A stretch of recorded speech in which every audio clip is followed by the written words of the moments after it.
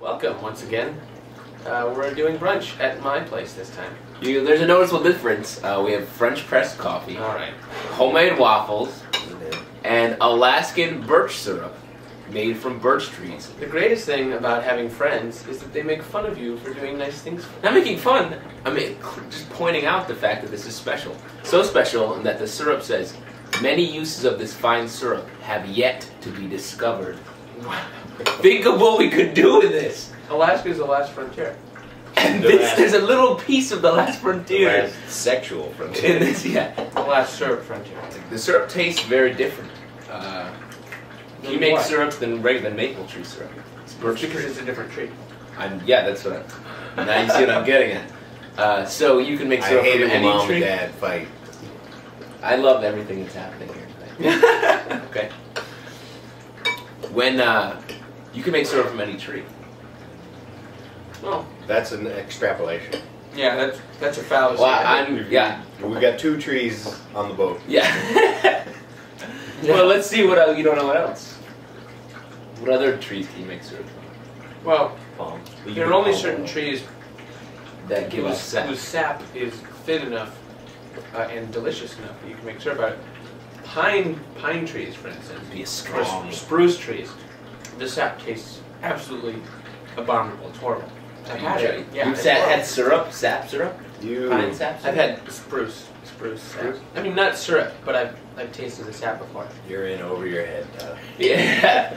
Yeah. Here's the thing. Do you know you can make wine out of most anything?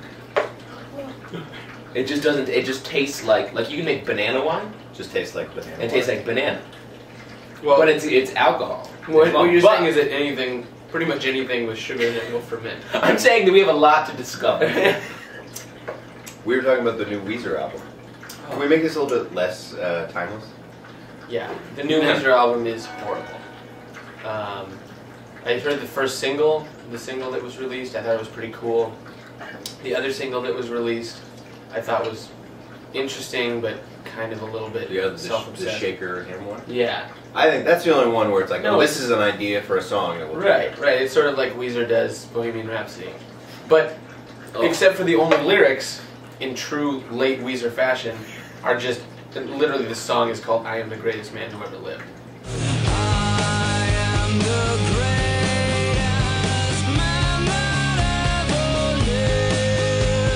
And that's what all the lyrics are, just about how awesome And that's what Rivers Rivers Cuomo is. Cuomo truly believes. Well, it's easy to think that it may be ironic or self-deprecating in some sarcastic way.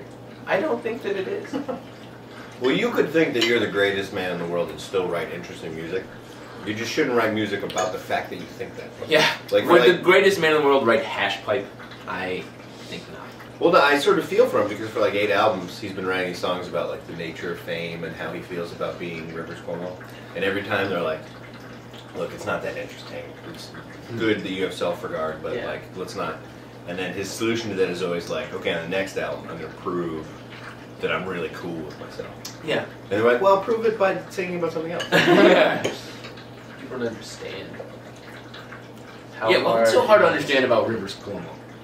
He has one of his legs is longer than the other. Not anymore. He had He had a an leg. operation. He had a leg lengthening operation. That's crazy. On the short one, or he made the long one longer?